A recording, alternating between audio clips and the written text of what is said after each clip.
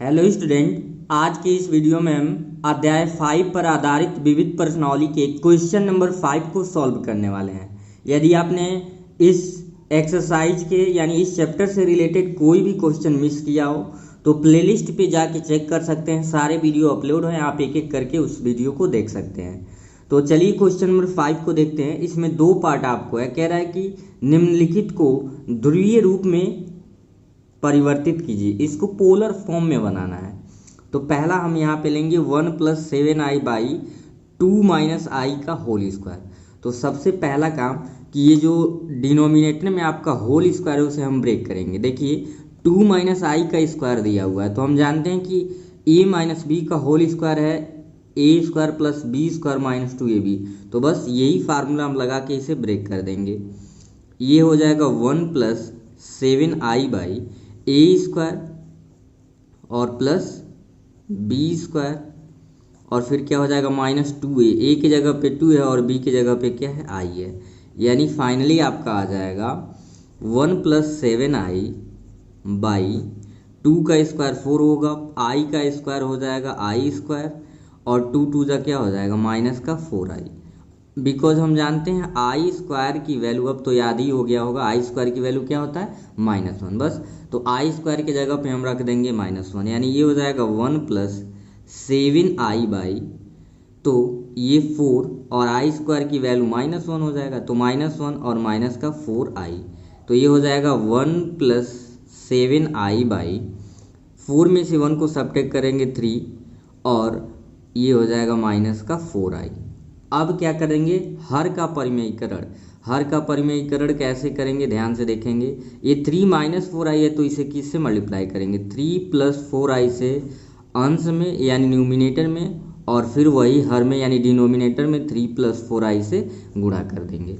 ठीक है, तो गुणा करके यहाँ पे लिखते हैं 1 का 3 में मल्टीप्लाई होगा तो 3 हो जाएगा, 1 का 4 में मल्टीप्लाई होगा तो 4i होगा, 7 का 3 में मल्टीप्लाई होगा 21i हो गया।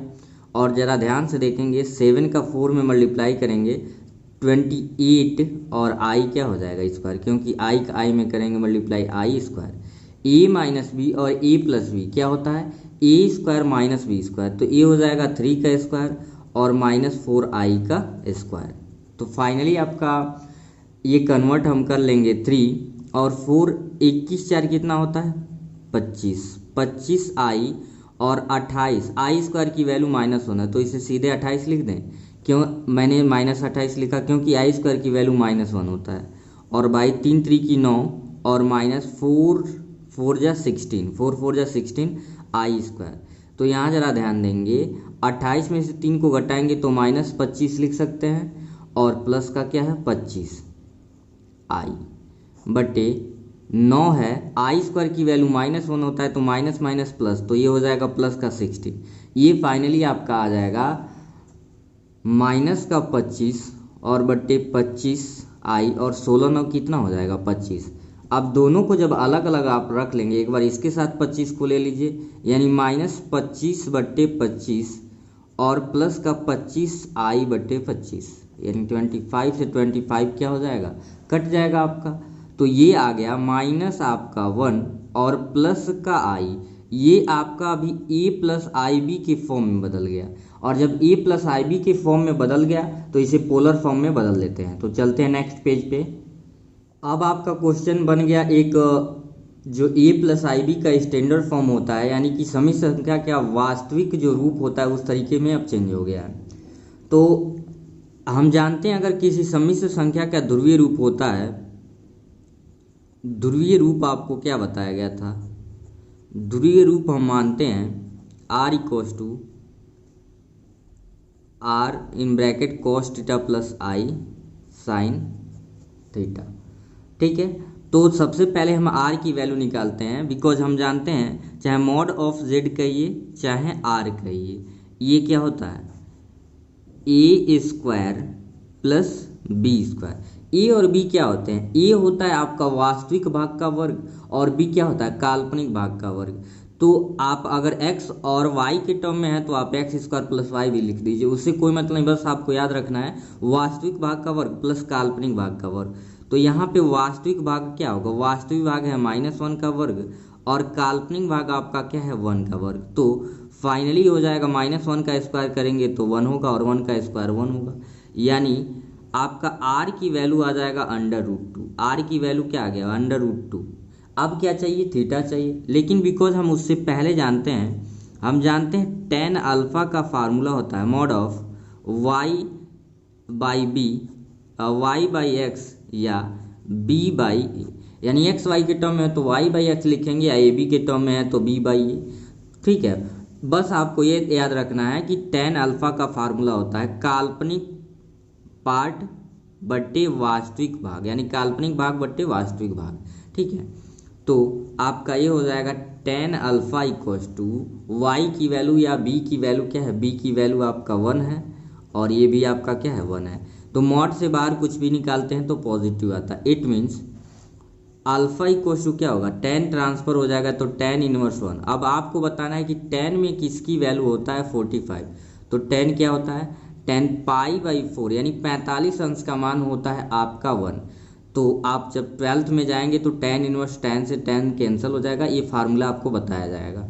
तो फाइनली बस ये समझना है, अगर डायरेक्ट ये वाली स्टेप नहीं लिखना चाहते हैं, बस आपको ये लिख देना है कि tan में किसकी वैल्यू 1 होता है, तो π/4 का ये नहीं भी लिखेंगे तब भी चलेगा, लेकिन समझना ये है कि होता क्या है tan इनवर्स और 1 की वैल्यू tan π/4, और ये फार्मूला होता है tan इनवर्स हो और tan हो या tan हो और अंदर tan इनवर्स हो तो समाप्त हो जाएगा, सिर्फ एंगल बचता है।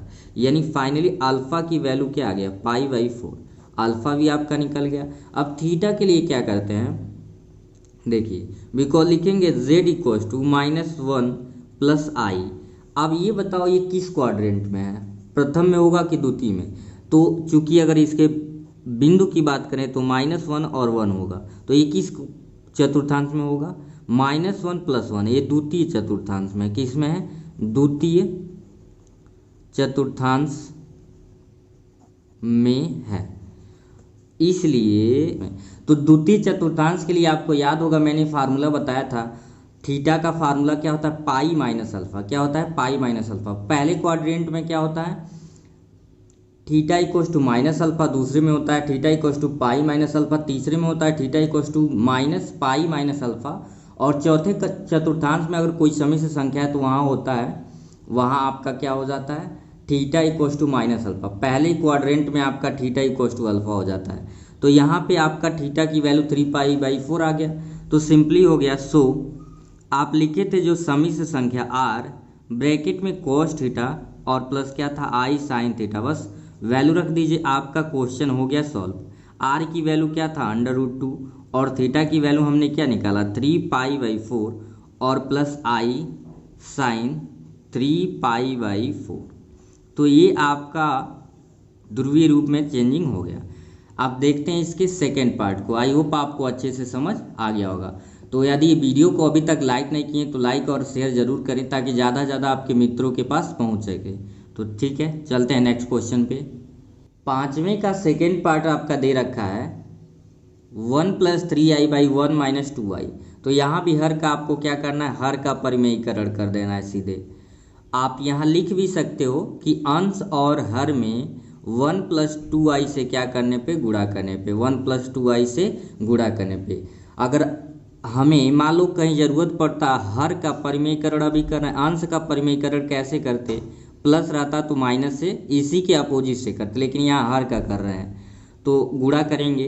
1 का 1 में होगा 1 मल्टीप्लाई, और 1 का 2 में मल्टीप्लाई करेंगे तो 2i, फिर 3i का 1 में मल्टीप्लाई होगा तो 3i हो जाएगा, और 3i का 2i में करेंगे तो 6 और i² by a - b a + b, तो ये हो जाएगा 1 का स्क्वायर और -2i का स्क्वायर।